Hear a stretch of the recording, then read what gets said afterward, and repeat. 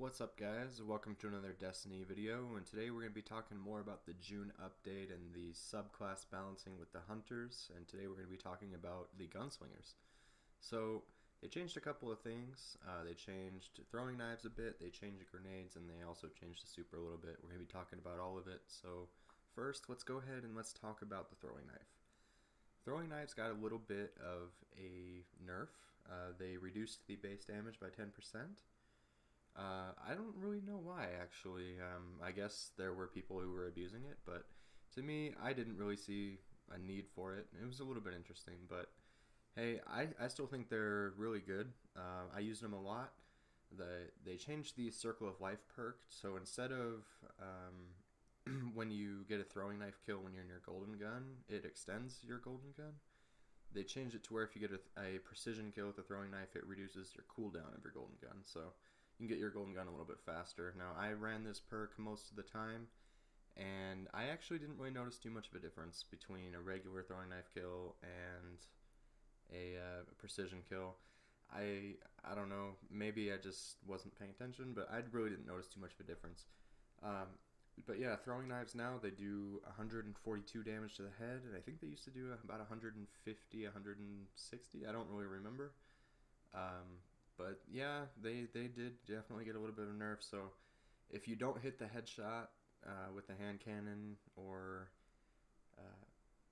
if you don't have Incendiary Blade, you're not going to get the kill if you body shot them with a throwing knife, so you're going to have to do a bit more damage. But yeah, I still think they're really good.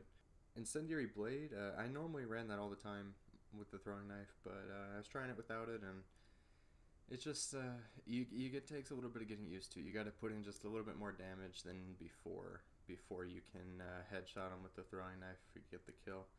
But yeah, overall I think it's not that bad. Moving on to grenades, they changed the Swarm Grenade, which I'm actually really happy about. The Swarm Grenade, they increased the radius of the projectiles, so now they'll start tracking from farther away, and they also increased the damage by a little bit. So I'm overall happy with that. You could see here some of the grenade kills I got. They actually track them pretty far, and some of the kills I was actually surprised to get because I thought the Swarm Grenade wouldn't kill them, but it turns out the tracking's pretty good on it. I feel like they're similar to scatter grenades for the Warlock, and it's more of a precision grenade, so you have to throw it pretty close to right on them, but it does track them. It tracks them pretty well, and you get a good amount of damage on it if all of the projectiles hit the one target. So they're definitely very usable. I like swarm grenades now, and it's good. So I'm interested to see some of the gameplay in Crucible from now on with people using swarm grenades. Now, trip mines, they made it to where you can't stick people with trip mines anymore. I understand why, because of how they explained it. They said they wanted to make it to where trip mine's always meant to be a trap, and it's not meant to be a sticky grenade. So I understand that, but at the same time, trip mines don't have any like magnetism to them. So like if you throw it, it's not gonna like curve and hit them. So I don't know. Sticking someone with a trip mine was always, I mean, it was definitely a lot more skill, I think, than like sticking them with a flux grenade or sticking them with a fusion grenade. But anyway, regardless, they reduced the trip mine damage by 3% also. So maybe you won't be getting one hit by trip mines as much. I'm not really sure why they did that, but I felt like it was in a good spot. I don't know, personally, not really sure, but anyway, they did what they did, and so we're gonna deal with it. Alright, and something I wanted to talk about real quick while we're on the topic of grenades and melees is there's a perk on your gunslinger called Scavenger. And what that does is it reduces the cooldown of both your grenade and your melee charge, so, whatever grenade you're using and your throwing knife, every time you pick up some sort of ammo. And they actually nerfed it in this update. They nerfed it by 33%, but if you notice here, look at how much it reduces the cooldown on my grenades and my melees. It's actually pretty ridiculous. The fact that they nerfed it, and it used to be better, something I never even realized, but I used to run this perk all the time ever since they nerfed, Gunslinger's Trance, I think it is. well, since they nerfed hand cannons, rather, hand cannons haven't been as good, so I haven't found a need to use Gunslinger's Trance, and instead I've been using this perk, and it reduces the cooldown of your grenade and your melee pretty significantly. I don't think it's something a lot of people realize, but for people are always talking about tier 12 loadouts, getting your intellect and your discipline, your strength all as high as you can possibly get them. This will definitely help. So if you can increase your discipline and strength, and then you could also run this perk, you could be getting your you could be getting your grenades and your melees about the same time as probably like as early as 15, maybe even 10 seconds if you have high discipline and strength. So definitely an interesting thought. Alright, so let's talk about Golden Gun.